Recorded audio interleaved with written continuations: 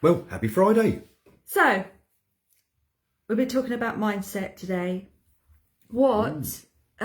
Limiting beliefs? How small are you thinking? Are you thinking that you don't have an experience? You don't have an experience in property, never raised money before. Who's going to invest in me? Who's going to take me seriously? Are you thinking too small? This is what we're going to discuss today. Go on then, tell me more. What's are we talking sort of BHAGs, big, hairy, audacious goals, or you've always almost got to set your target that they're in your mind really difficult or close to being unachievable. Absolutely. Because you're going to drive to try and achieve them. And if you're anything like us, you're going to do it because you want to prove everyone wrong. So why are you here in Nab An Investor Club? You're here in Nab An Investor Club because, one, the name in itself was attracted to you. So that means that you want to nab investors. That means that you are in the world of property. It means that you have got an ambition of some sort to get into property, whether you've been around for ages, whether you feel this space is suddenly going to wave that magic wand and you're going to suddenly grab yourself investors from being in this group, or you are interested in Neil and I, what we have to say, and there's also other people in the group who are in the exact same position as you. So maybe you're fresh off training courses, maybe you've been on training courses and you're never stopping, you're in that loop of forever just going to networking events, watching YouTube, reading books, and then going to 3-day boot camps that cost you a few £100. Maybe that's you. But you're here for a reason. You're here because you want to learn more, you want to be able to have more, and you want to be able to grab yourself investors. Nab an investor. That is basically why you're here. And you may be here because you've tried nabbing investors.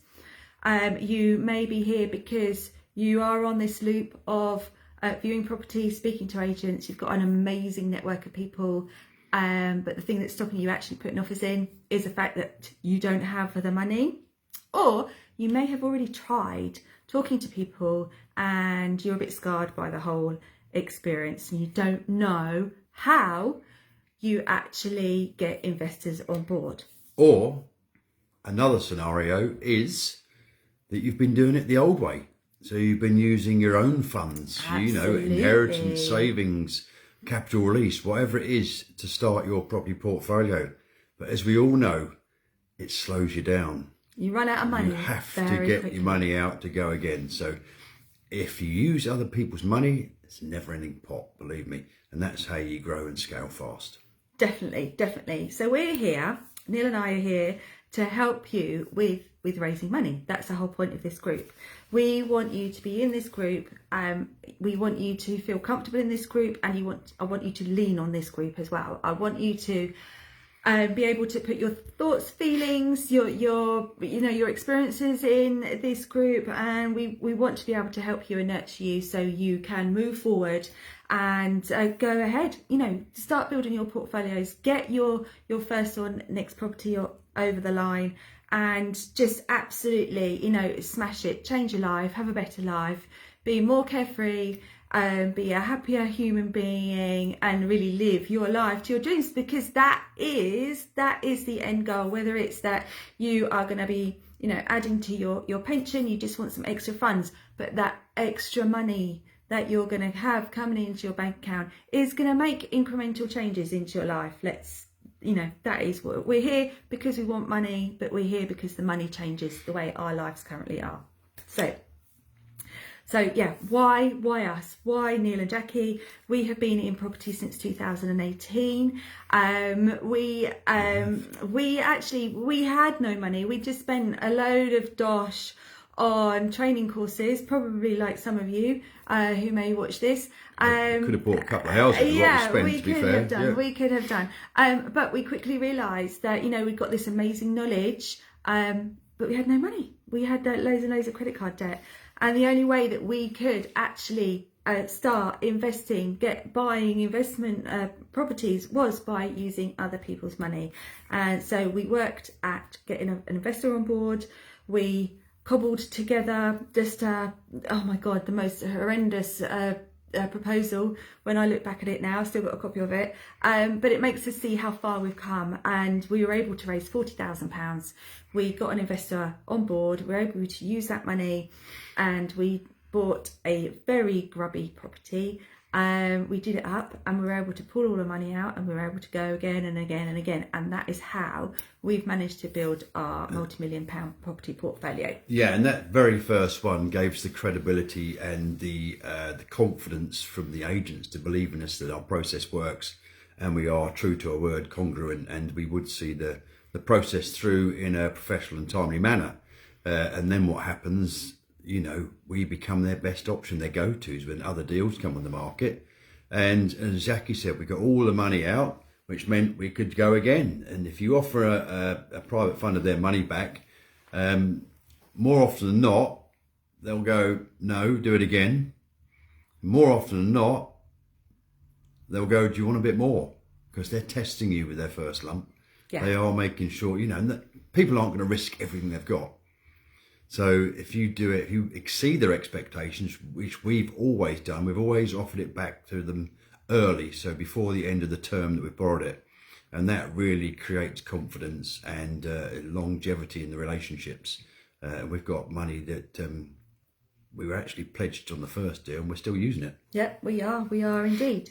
I'm just going to say hello to Jackie, who has come on. If you are watching this, then please come and say hello. I love reactions on any type of media, so yeah, hearts, likes, anything would be amazing. If you've got questions, please feel free to put them in the group. We are here to help you with any questions, any hurdles, but yeah, interaction, I love it. I love interaction. It just makes it more human, and it makes it 3-dimensional rather than 2. Yeah, we don't feel like we're just talking to ourselves. No, because we talk to ourselves a lot. Well, each other. Yeah. Yeah, I don't talk to myself much. Well, I mumble, grumble. I mutter. So yeah, if you're watching this on replay, let us know you watched it on replay. It would just be good to, to get to know you. We want to get to know who our audience are. That would be amazing. So yeah, I want to really talk about, the topic today is about thinking too small. About thinking that you've got no money in the bank, so why would I attract money? Or you might be in loads of debt, and you're thinking, well, the state of my actual own finances is not going to be attractive to a potential investor. But I want you to start thinking differently. Well, I want to dive in with the news at this point because I think it's very relevant. Oh, can I introduce that then? I would like to introduce that. Yes. Interesting. What's coming next? So we've got a segment called Neil's News. We do it at all our networking events. It's about, part of being a great property investor is understanding what's going on in the market.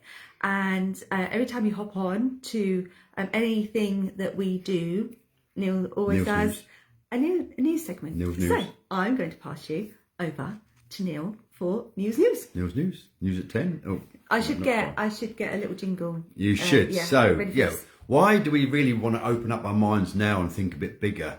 It's because, not just me, people far more experienced than me feel that we're moving into the perfect storm for the property investor, the professional property investor. That's the key thing. You've got to do it properly because you want to get it right, recycle money, keep growing your and overlapping your deals. So house prices, it's just been announced that house prices actually continue to fall in May in value. So in May, there was a 0.1% average drop across the nation. And the southeast overtook London with the biggest fall. Wow. Where are we based? Well, yeah, southeast. Yeah. So the southeast overtook London with the sharpest drop, and a drop of 2.1%, and that is massive in the housing market. And this is where the government are going to get really a bit nervous about what's going on with the economy, because if house prices drop, really the economy is going the wrong way, and they're in trouble. So, but again, it creates huge opportunities. So 2.1% overtaking London, and Savills have now revised their forecast for the year. And we all sit up and take note of Savills. They're massive. They know what they're doing, know what they're talking about. And they say by the end of the year, the average house price would have dropped 2%. So obviously May, a drop of 0.1%, so 2% in relation to that is massive. And we're approaching being halfway through the year. So they've revised their forecasts, and really they're talking about the next 6 months, aren't they? Rather than the year as a whole. So yeah, a 2% drop the remainder of the year. Opportunities. That's all I keep saying, opportunities. When everyone's selling, what do? I saw a good opportunity yesterday, which When everyone's selling, what do? We buy. We do the opposite of everybody else. Absolutely. So this is quite interesting as well on the back of that, because obviously estate agents want to try and kickstart and get more interest in each and every property they've got listed. But they're now being very much criticised because they're using AI to enhance their properties, enhance visually the size of the rooms. And Winkworth, a big agent, has been caught out and criticised heavily because not only did they make the rooms look bigger, they actually omitted chimney breasts. Which take up a lot of room. Yeah. So they didn't show the chimney breasts in their images. So they weren't even showing what the house properly looked like. Terrible. Yeah. But I can't understand the logic behind this, because what you don't want to be in any business is a busy fool. No. So if you're creating this really desirable property and you get dozens and dozens of viewings lined up, and then they go in and they're like, this so isn't they're the house spending at all. days and days and days showing people around. People are getting there and saying this is nothing like it's depicted in the images. That is trading standards. It is, but it's misleading. But yeah. also, I mean, I think you're wasting your time. Yeah, absolutely are. Because yeah. it's people's, for homeowners, it's their biggest purchase of their life. And, they're not fools, are they? Oh, I'm just thinking of the repercussions all the way through their businesses for that. Yep, so knock on the bank, they're paying people to go out there, reputation, everything. Yeah, all sorts of things. So yeah, it's a real problem, and they think that they've got to nip it in the bud. It's something that's really just come into play over the last 3-4 months, and now more and more agents are getting, well, I say they're getting savvy, they're getting wise to it, and try and obviously make their anything like if you've got a service accommodation unit, you need to capture the person's attention immediately. So wherever it's listed, yours needs to stand out from the crowd, and that's what they're doing, is making their listed properties more look, on the face of it, more appealing, more desirable. But then the proof is in the viewing, and I think the fact that there's more houses on the market, and that's been for 12 years, is telling the tale that they're just not selling. So even sort of dressing them up like that isn't doing the job. Fresh data from industry surveyors shows that the stock of rental properties is still rapidly declining. Opportunity. When everyone's getting out, we get in. My brain's just whirring now. And they're now saying obviously the supply and demand, there's a huge supply, there's a huge amount of tenants still looking for property, huge amount of renters out there looking to get into a home as a rental property. But the stock is getting smaller and smaller and smaller. As a result, the rents are still rising. They're not quite as rapidly as ever over the last 2 or 3 years, but they are still edging up. And I think a lot of the reason the rents are edging up is because of the additional costs that us as landlords are incurring, and we have to pass it on. We're running a business. Yeah, we've done exactly that. So, we now mitigate risk by putting rent guarantee insurance on every new tenancy agreement, which costs us, average £40 per property. So ultimately, the tenant ends up paying because we're running a business and we need to keep that profit margin going like any business. So, great news for the professional landlords, but not so great news for tenants. But I sit very comfortably with it all because we provide beautiful homes for people. Yeah. So we're not fleecing. We're providing a really good product for people, and a lovely, and it's our house, but their home, and we make sure they're aware of that. Yeah. So you've got to be fair. We can't really go over above market rate now with the Renters' Rights Act, but we make sure that we can sort of maximise the profit with keeping within the guidelines Yeah. and being fair to everybody, to creating win-wins. Absolutely. So, and any maintenance, we jump on it. So we really are good landlords, and we do look after our tenants, and as a result, we don't get many voids. So I'm going to just touch a bit of wood there, so you never know. But that's basically Neil's news in a nutshell. I have a couple of questions. So you're talking about the value of houses dropping. Can you tell me why that happens? Because affordability mainly, and we're now 5 to 6 years through COVID. Mm-hmm. So in COVID, certainly sort of the middle and latter part of COVID and lockdown, etc., money was cheap. So people were buying, and they weren't spending because they couldn't go away on holidays. They didn't go out for meals, family meals, etc.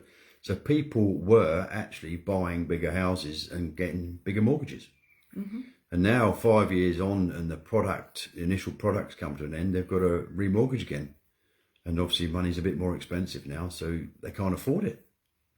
Or they're not getting the valuation they're expecting because house prices haven't shot up. So there's lots of reasons why there's a huge stock out there. And there's more properties listed for sale than there has been for 12 years. So it's supply and demand. Absolutely. So too much supply, not enough demand. Affordability is a big thing. 1 in 3 property sales falls through. We've done a lot of talking over the last few days. So if this was news at 10, it would be edited, wouldn't it? So 1 in 3 property sales is currently falling through, more often than not because of the mortgage product being withdrawn, because they start far too late in the process, in my opinion, the affordability checks. And they realise that the applicant has got 2 cars on finance, got 3, 4 mobile phones if they do them for the children. So they say, yes, the calculator says you can borrow enough money, but the affordability checker says, no, you can't afford it. So we're not lending to you. Yeah, the whole lending thing, I think, needs to have a bit of a shake up. But hey ho. Yeah, everything needs to be done prior to getting an offer accepted, I think. And my other question is, this is crystal ball stuff. So Neil and your crystal ball, please. What do you think is going to happen to interest rates because of the value, the actual drop in the values on the market? Well, if the values keep dropping, I don't think it's all the emphasis isn't going to be put on interest rates. I think it's going to be put on potentially doing something with stamp duty. So, like giving a stamp duty holiday or a window where stamp duty is reduced on purchases, so people can kickstart the housing market again and get people out there buying. Interest rates is really difficult to predict at the moment because it's very much is influenced by what's going on in the Middle East, influenced by Trump and whatever crazy thing he says next, and obviously the Bank of England and obviously inflation. Where is the economy right now? And I think it's did I hear on the news on the way home from golf this morning that the economy has shrunk, first time in a number of months. So it's not good news all round. So and the Bank of England, I can't read their minds, but it could go one or two ways. They might reduce the interest rates to get people spending again, or or increase them a bit. Not. I can't predict. Okay. I was hoping at the beginning of the year that it would be sitting around about 3% by the end of the year, but that's looking a bit of a long shot now. Okay. Yes, so the crystal ball isn't working today. Well, it's more like is it snow dome or globe or something? So you've got blizzard going on. Yeah, there's blizzard. Yeah. There's all lots going. But I can't call it at the moment with the interest rates. Really can't. I think they'll stay the same for when they next review them. This is going to go off topic a little bit, but something interesting I heard on the news yesterday is that we've all heard about these weight loss injections and pills, this new, Pill form. this new products that are coming out to help people lose weight. They're actually seeing, because there are so many effective injectables and tablets that have come onto the market, and there's a high percentage of users of them. Supermarkets are actually seeing a drop in their income. The actual revenue is beginning to drop in relation to the use of these weight loss How can they magic. directly apportion it to that then? Well, because they're seeing that the spend is a lot less, but I don't know how. But it just the cost of living obviously, crisis could influence that yeah, as but well. I suppose they're just having the correlation between the two. So I thought that was interesting. So Or everyone's having a great time and going out and getting takeaways and eating out. But I just thought it's interesting. But from being in the world of property, we start to look at money, and then these Neil's news. This is always interesting because we can actually start to predict what's going on in the future, and we see the knock-on effect, because the same thing, it's a cycle. The same thing happens time and time again, and people's spending habits get affected by what's going in the world. So. Cost of living goes up. That means that people stop spending because they have less disposable income. So it's a really good idea to keep an eye on what's going on in the market. Stocks and shares will tell you a tale. Gold will tell you a tale. If you start thinking or actually following these things, it will make you a much, much better property investor. But go on. The reason that I sort of dived in with Neil's news, really, because it's really relevant to everybody that's within Nab An Investor that wants to grow a portfolio or whatever strategy they want to implement, because the market's just playing to our hands. We need to... the other statistic, which I think I gave out on the last Neil's news, is that the gap between the list price of the properties and the actual sale price is now averaging at 22%.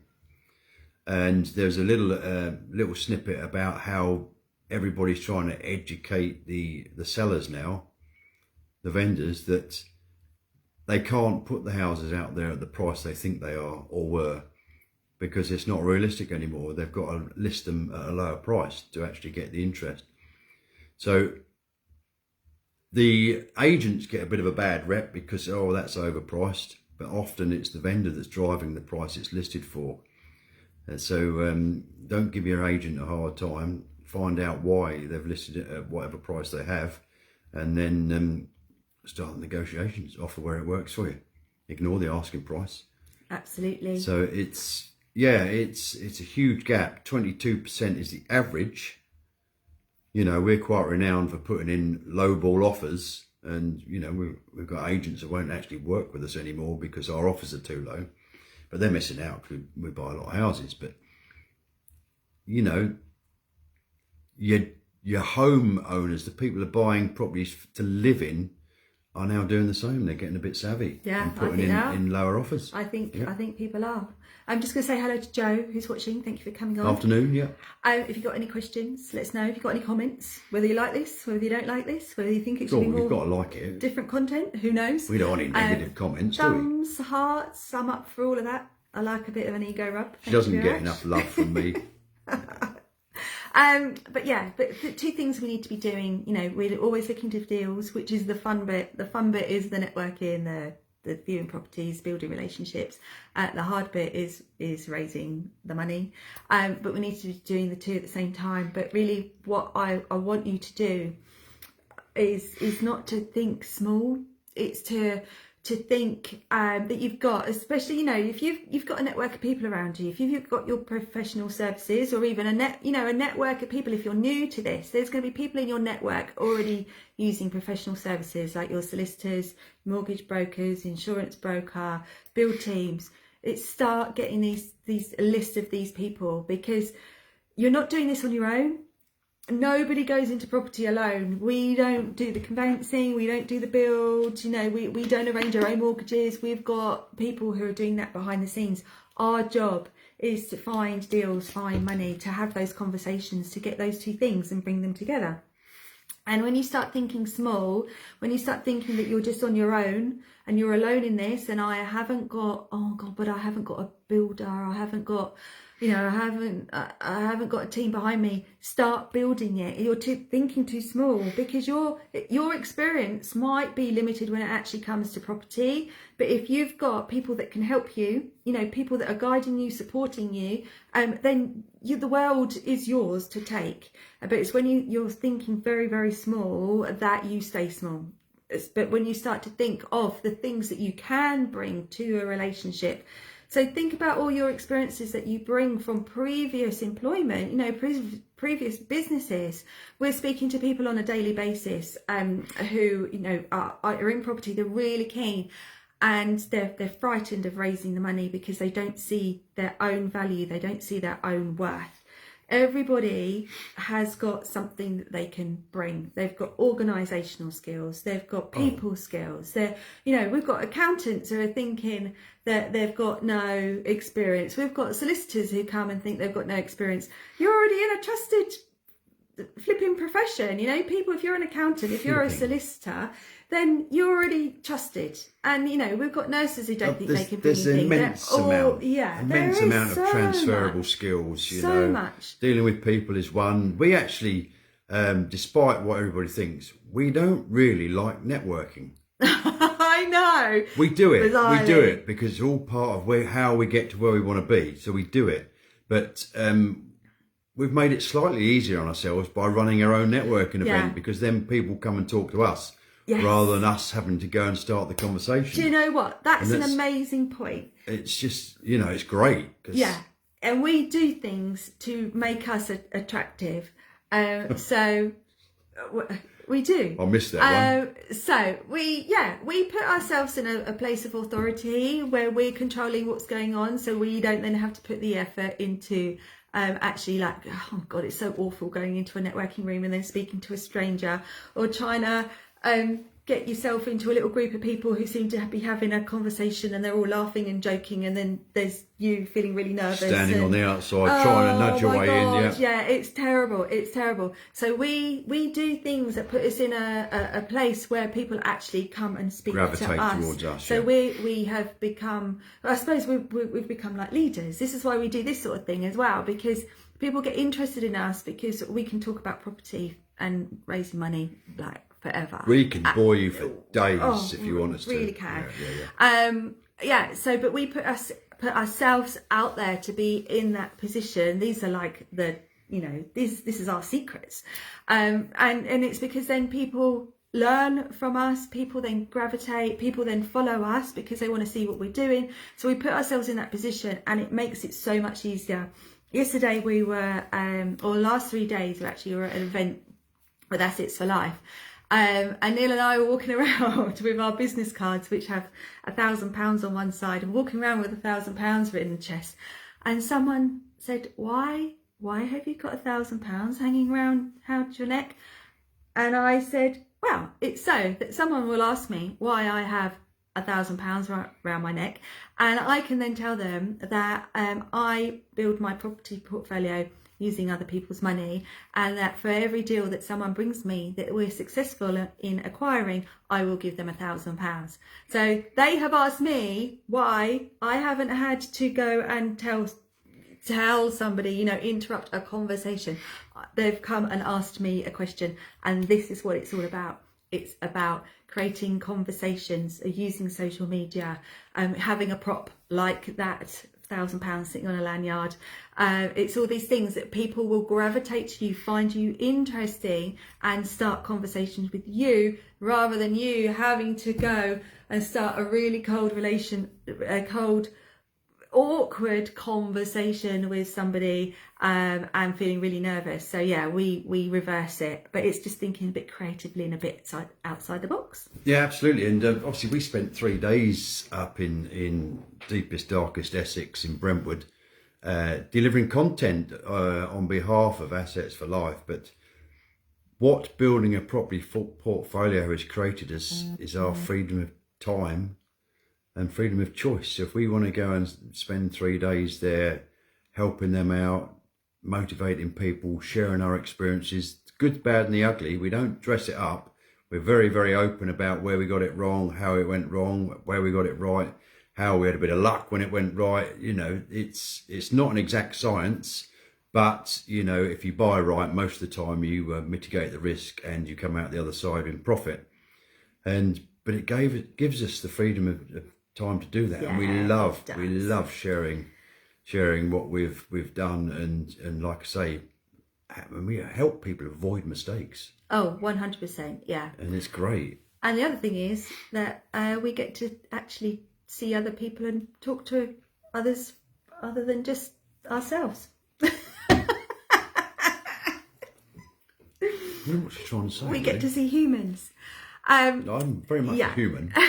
Slightly odd one, but I'm definitely human. Yeah, so I hope this has been helpful. We only like hop on. We always say half an hour always feels like a really long time, and then it goes in a flash. So if you have got anything you need us to help you with, then let us know. Reach out, yeah. We've raised quite a few £1 million, different scenarios, different types of property deals, different events, but we've tried and tested lots of methods, and the same thing works time and time and time again. Just 3 weeks ago, someone I've known for a while but not particularly well reached out and said, can we have a meeting? I've got £250,000, I'd like to do something together. Yeah, so people do, it's not as hard as you think. So yeah, if you want our help, let us know. Any comments, any questions, be fab to hear from you. And we're going to do these 12:30 every Friday, putting it out there. We feel that Friday's a good day. Leave you things to think about for the weekend, and then stuff you can action the following week. We've just had George arrive. Hi George, we're about to sign off. Really sorry. Catch up on replay though. Yeah, watch on replay. And put hashtag replay in the comments, please. Be amazing. That'd be great. But keep in the group, communicate with each other, network with each other, find out who each other is, and if you can hop on any of our other stuff, be fab to see you. But I think we're going to sign off. That's a great thing, actually. Get involved, put some posts in, comment on other people's posts so your name keeps popping up and we can really get to know you. Yeah, brilliant. But yeah, thanks for watching. Have a fabulous weekend. Yep. And we'll see you again next week. See you soon.